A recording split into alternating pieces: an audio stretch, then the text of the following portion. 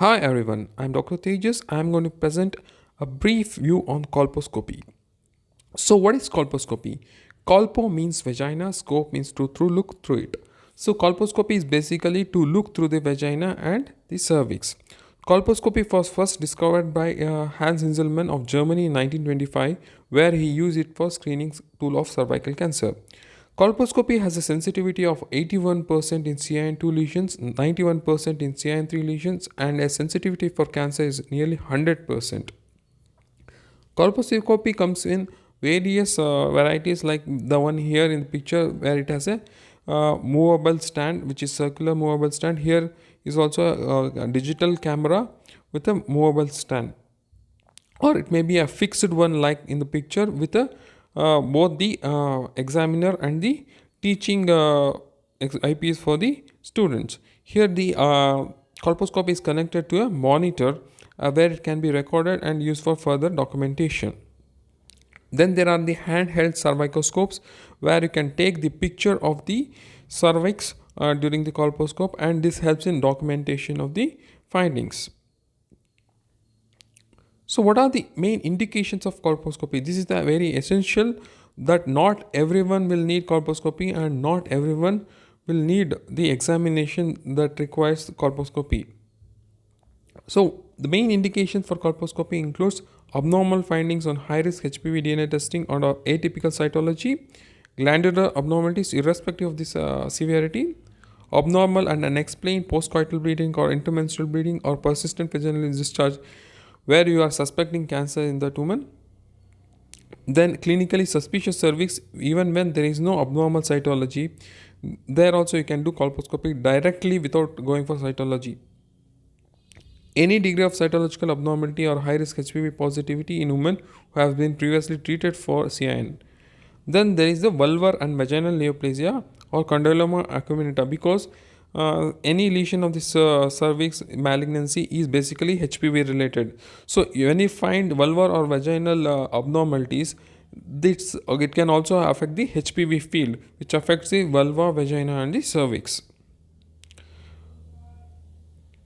So, are there any contraindications? No, there are no absolute contraindications to colposcopy. However, in certain situations, we may modify the scenario where we can do the colposcopic examination in ideal situation. For example, you can defer colposcopy if there is active bleeding until it subsides, or if the patient has acute cervicitis or vulvovaginitis, treat it before doing the procedure. And in case of postmenopausal women, give her the hormone treatment for at least 3 weeks to 1 month before the procedure, which will help in improving the assessment. And use of topical vaginal medication should be ideally be avoided at least 1 day prior to the procedure. So these are the most important things you should keep in mind. Although it's not must to do all this, in the patient who has low compliance, even with bleeding, you can continue with colposcopy if it is mild. So coming to the main part itself, what is the colposcopic technique you are going to use? So colposcopy, as I showed earlier, consists of a stereoscopic microscope with a long focal length of typically 30 centimeter. It ranges from 20 to 30 centimeter. And modern colposcopes has a adjustable magnification from 6 times to 40 times. So some colposcopes which are technologically advanced, you can change the magnification according to your requirements. However, in tertiary areas, other than tertiary areas, in small clinics where they are using simple colposcopes, they have a single fixed magnification like 6 times, 9 times, or 15 times. And newer technology has brought us expensive equipment which may have electrical zoom capability as well. So when you look through the colposcope, what are you going to see? So mainly you are going to observe the cervix, the external os here, and the transformation zone. So how is it you're going to identify each of them? So you're going to identify the os first. Then you're going to see that there is a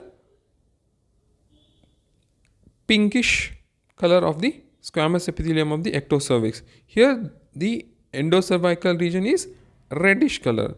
The area between is pale pinkish color. So this is the area where the transformation zone is there. Usually we identify the original squamous epithelium by either by the color or by the presence of follicles. Where it is difficult, we identify it by aceto-white application. So you can see that as the woman ages, the original squamous epithelium moves towards the periphery, whereas the squamous metaplasia moves towards the external os. So here you can see the yellow arrows, which is depicting a mature squamous metaplasia already as undertaken, whereas the blue areas are the immature, where the process of metaplasia is still taking place. So this is a cervix where you can observe the various landmarks. So this is the external os, this is the endocervical columnar epithelium, and this is the pale pinkish color, which is the transformation zone. Here you can see the outer original squamous epithelium, and this is the transformation zone. So as woman ages from puberty to perimenopausal age, the transformation zone moves cephalad like towards this. So here is a pictorial diagram how it really happens. So once a woman during her puberty, under the influence of estrogen, there is columnar epithelium moving towards the ectocervix. So this is the external os. Under the influence of the estrogen, there is increased vaginal acidity as well as columnar epithelium going outwards. So due to vaginal acidity, there is squamous metaplasia. So this original squamous epithelium is separated by a new squamocolumnar junction. This is the columnar epithelium, this is squamous epithelium. So new squamocolumnar junction, this is the transformation zone. So we should understand that why transformation zone is so important, because transformation zone is the area where the malignant transformation occurs due to the HPV infection.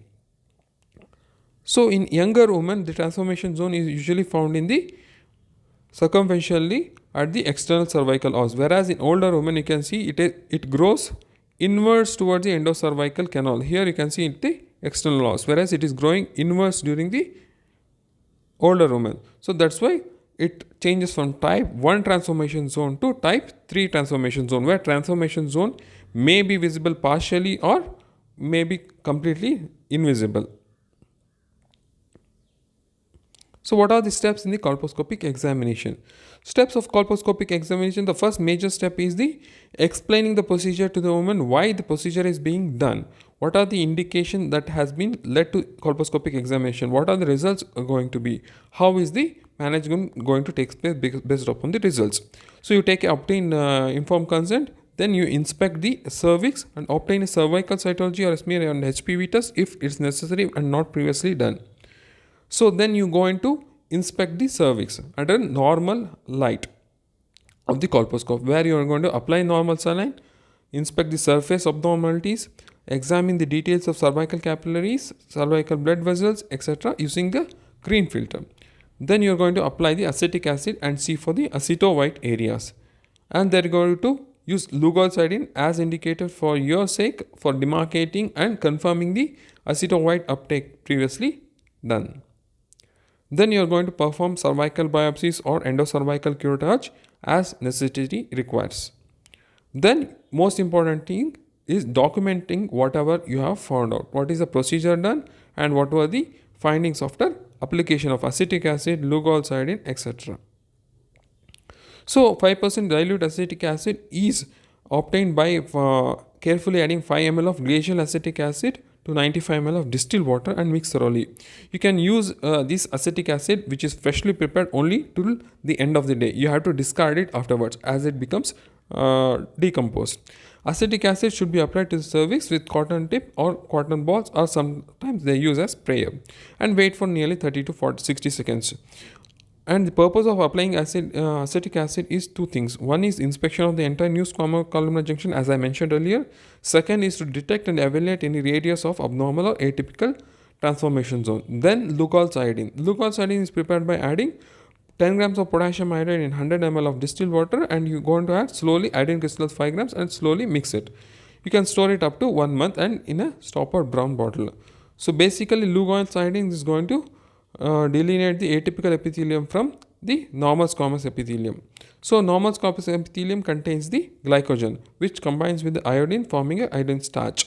So this causes mahogany brown appearance. Whereas neoplastic cells contain very few glycogen because of fast division, so they do not take up the glycogen. In these cases, they negatively stain with iodine. This is called as positive Schiller's test. Even the columnar epithelium, which contains no glycogen, negatively stains with it. So here you can see the normal appearance without any aceto-white, where you can see the columnar epithelium. This is a squamo-columnar junction. Here you can see the Nabothian follicles, which are the original squamo-columnar junction. Here the transformation zone is very thin. You have to be very careful in assessment of the transformation zone.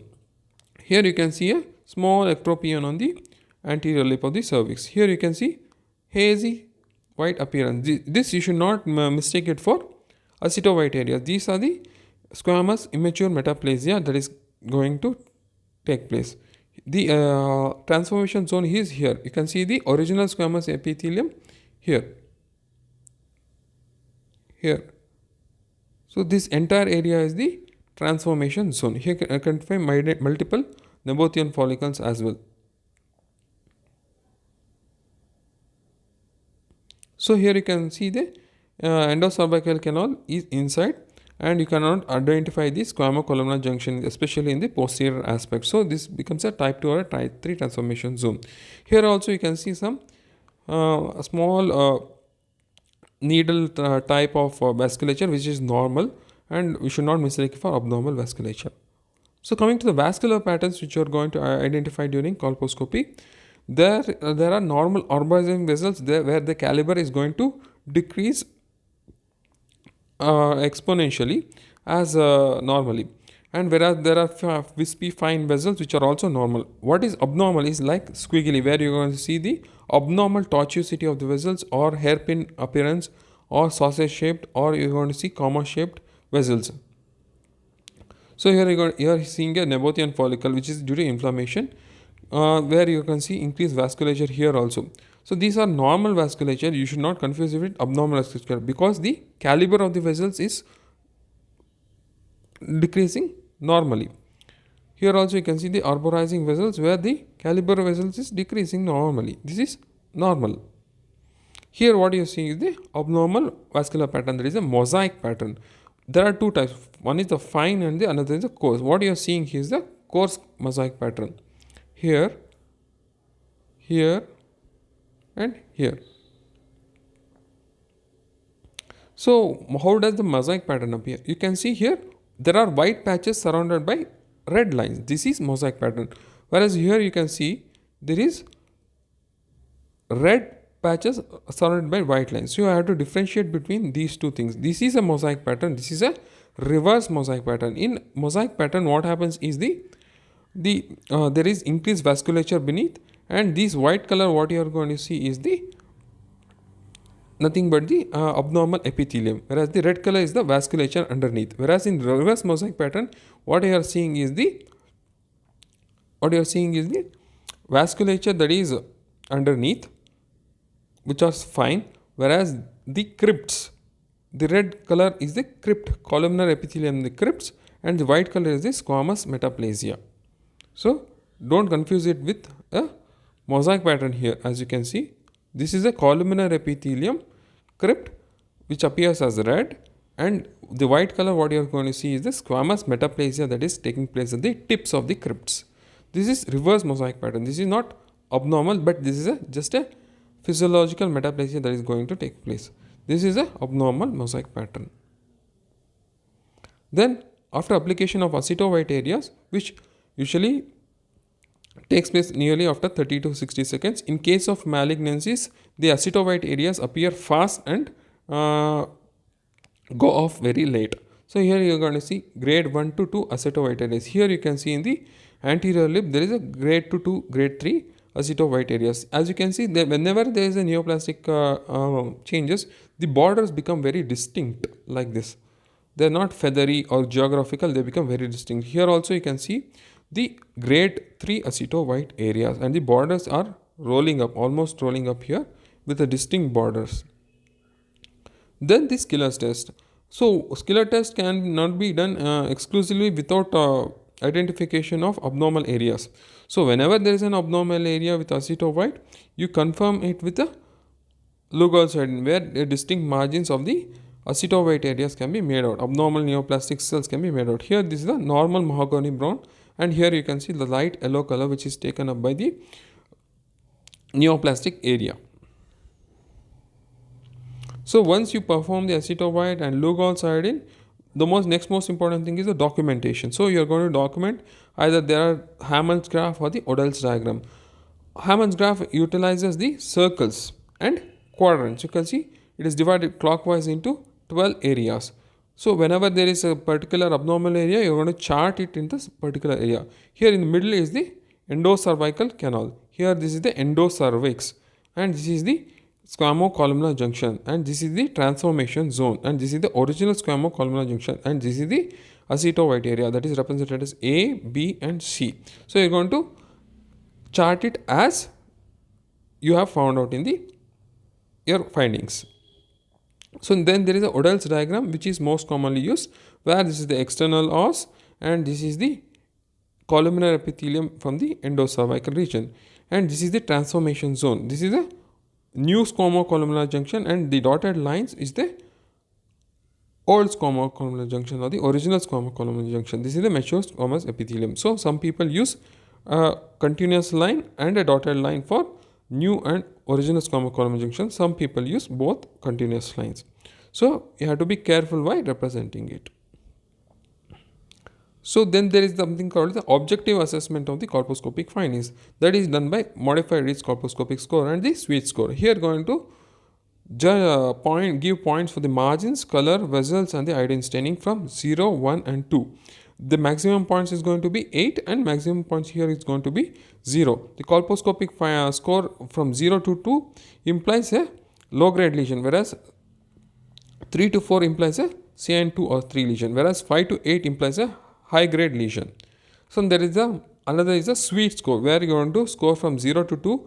Here we have additional parameter, that is a lesion size, where it is less than 5 mm, 5 to 15 mm or more than 2 quadrants, 15 mm, more than 15 millimeters or 3 to 4 quadrants is going to be assessed. So here also minimum score is 0, maximum scores go up to 10. So here also we use the score to grade it as low grade or high grade lesions.